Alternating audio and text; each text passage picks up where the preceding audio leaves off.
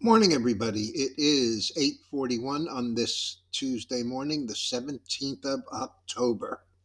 Okay, Asia and Europe both a little bit higher. Our futures have gone from at 7 o'clock down about 60 to down 75 to after the retail sales number down 100 currently. Um, and I'll get to those numbers in a second. The Nasdaq down 42, down 58 now, down 90, and the S&P down 8, down 11, and now down 16. Okay, retail sales came in over double what was the comparison, up 0.7% versus up 0.3 consensus. X autos still up 0.6 versus up 0.2, and X autos and gas also up 0.6, and that was unchanged. Um, at 9:15 we have industrial production, but I won't be able to get this out to you before the open if I wait for that. Bank earnings, Bank of America and Goldman Sachs both beat. Neither are doing very much. B of A closed 26.99, currently 27.32, and that's up about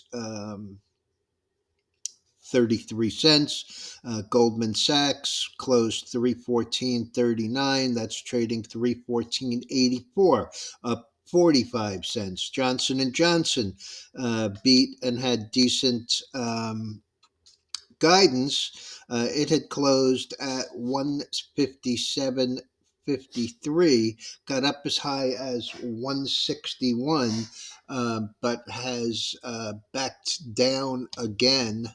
Let me just get you a fresh quote there. That is 158 and a half, and that is up only 97 cents. So well off the high there. As far as the futures go, the oil is bouncing back minorly. It was a very erratic day, higher and lower.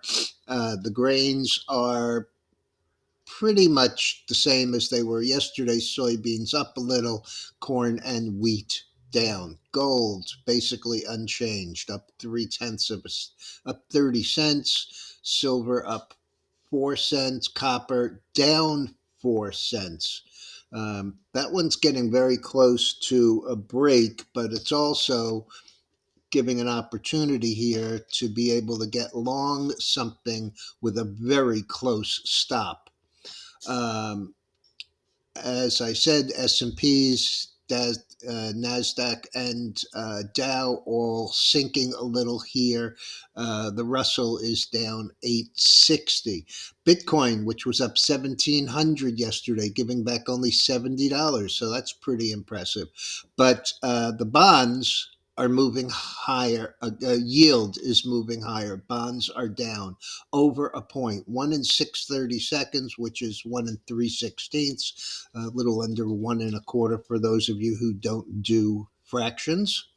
The 10-year is down about a half a point, a little more than half a point, and the 5-year notes are also lower.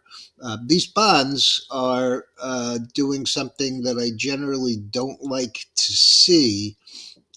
It's the opposite of something that I quote to you all the time, which is when something moves, and as we did here also in the bonds, we got this little bottom where we got long, then we had higher high, higher low, higher high, higher low, higher high, higher low. Well, now we're reversing that. We made a higher high and a lower low, followed by an inside day. And then yesterday was a lower high, lower low. And today is a lower high, lower low. This actually would be a new closing low if we were to close right where we are. Rick Santelli was just talking about this on his conversation after giving the retail sales numbers, saying that it's kind of stair stepping up. which is pretty much the opposite of what it did here. I mean, this is actually the same. What he was talking about were yields, not the price. But as you can see, when we move down and we get these series of lower highs, lower lows, when you take a look at the long term chart here that I've been drawing for the last 2 years, you see all of these arrows. These are lower highs, and they are followed, all of them, by lower lows. In order to see where we are near support here, um, let's see, I think you have to go back more than 5 years. Okay, so that's 5 years. This is 10 years. This is 20 years. So, in order to see where support is down here, possibly in the 106, 108 area, excuse me, you have to go back to November of 2007. I don't need to remind you that November 2007 was right ahead of a pretty horrendous 2008 housing collapse. So this is a tough area.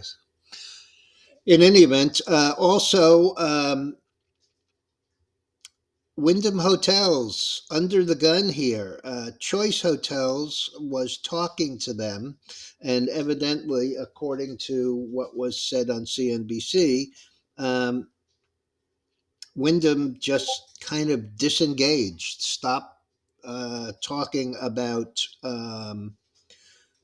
the deal, and so Choice has turned around and gone hostile and is putting it out to the shareholders. It's a stock and cash deal, and Wyndham WH is up 8.45 this morning, and Choice is down 5.90. Wyndham has been trading pretty much in the $70 area, trading 77 and three quarters right now.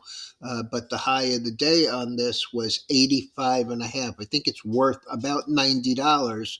But like the ExxonMobil Pioneer deal, it is there has a stock component. So as the stock of Choice goes down, so does the value of Wyndham.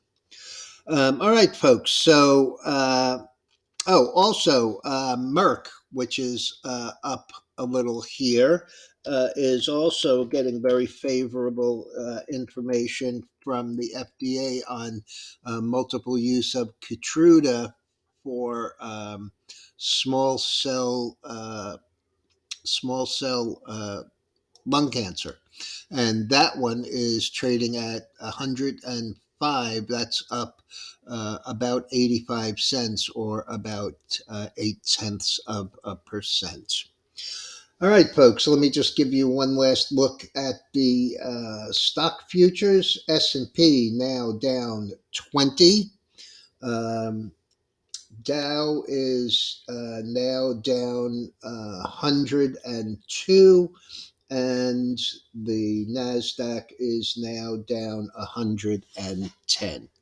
Be careful out there, folks. I'll be back later.